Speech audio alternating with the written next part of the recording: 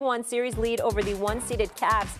He and the Pacers now have a chance to close it out tonight, move on to the Eastern Conference Finals for the second straight season. Meanwhile, Anthony Edwards and the Wolves have the Warriors on the brink of elimination after his 30-point performance in Game 4, up 3-1. The Wolves can also move on to their second consecutive conference championship if they close it out Thursday. Wendy, I'm coming to you, my friend. Is Tyrese Haliburton or Anthony Edwards more likely to get their first ring?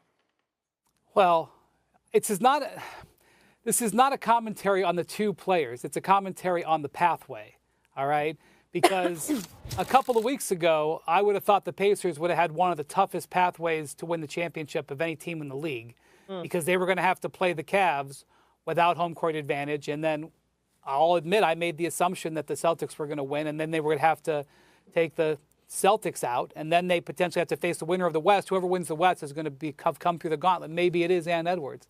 So I thought it was going to be, but I would have probably said a different answer. But now I see the way the Pacers have things shaping up. They're playing the best out of all the teams in the East, and that's all due respect to the Knicks. They're playing better than everybody.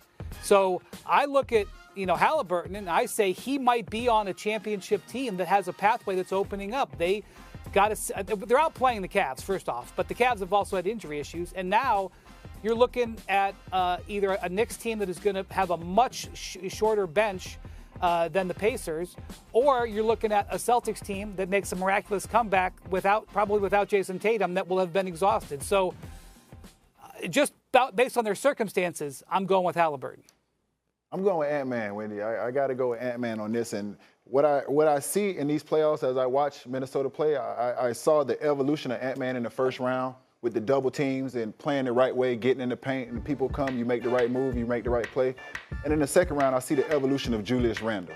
And I think Ant-Man has really unlocked Julius Randle to be his best version. So if I'm looking at this team, I'm saying I got to go with Ant-Man. And also, 6 of the last 7 teams that have played in the championship have been teams that have beat Jimmy Butler and the team that he has been on. I have been on the other side of that. So I have cried and wept as those teams have won the championship. So I think if Minnesota is able to get this done, I feel like they have the opportunity, and they have all the pieces. They have Jayden McDaniels. They have, Randall. They have Ant-Man, and also Rudy Gobert. We have to give him his flowers because he was the guy who people made so much fun of last year when Luka made that shot.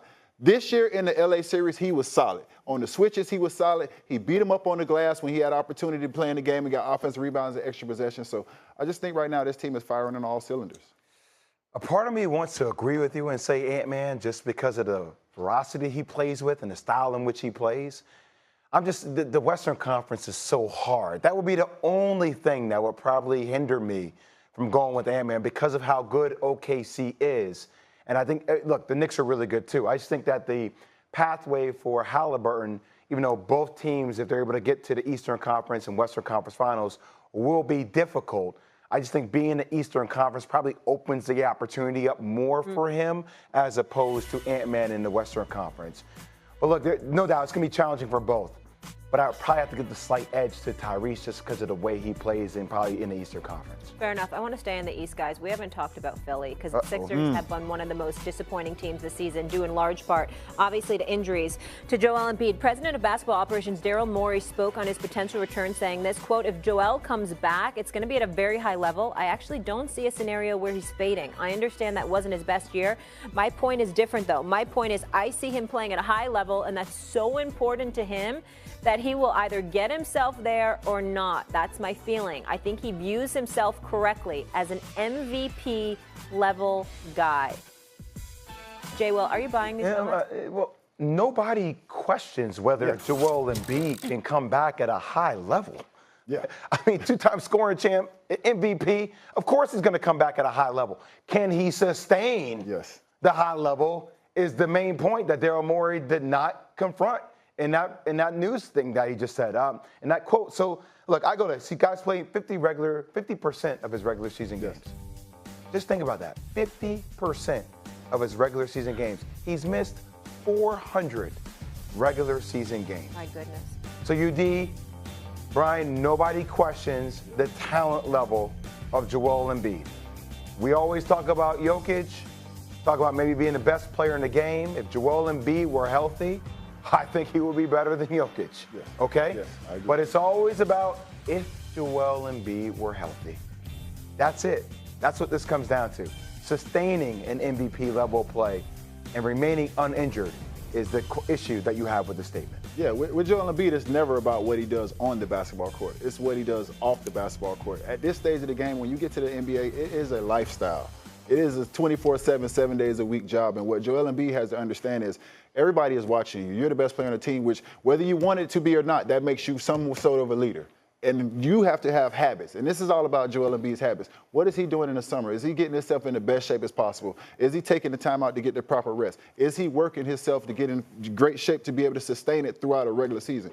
We're not questioning his ability. We know what he can do, and we know how he views himself. But what I will say is MVP means nothing because you did that in 2022, and you got beat by the Celtics in the second round by 50.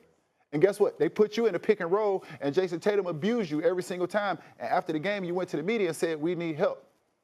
So all those things have nothing to do with who you are as a basketball player and your talent.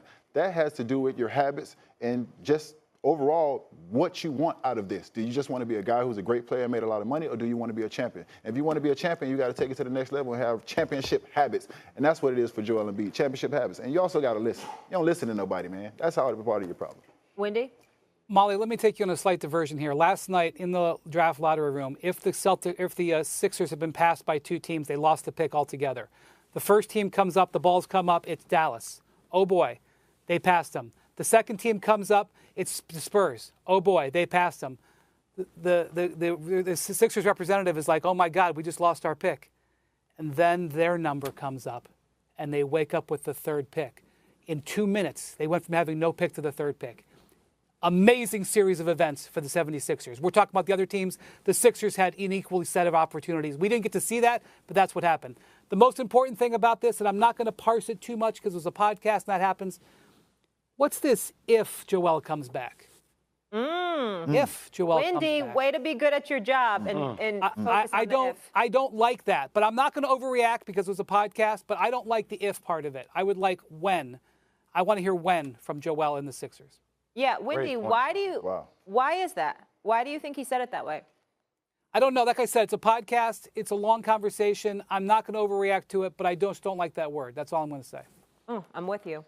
Wow, great. All right, we'll leave it there. When we come back on First Take, was yesterday the beginning of a seismic shift in the NBA landscape? We break it all down.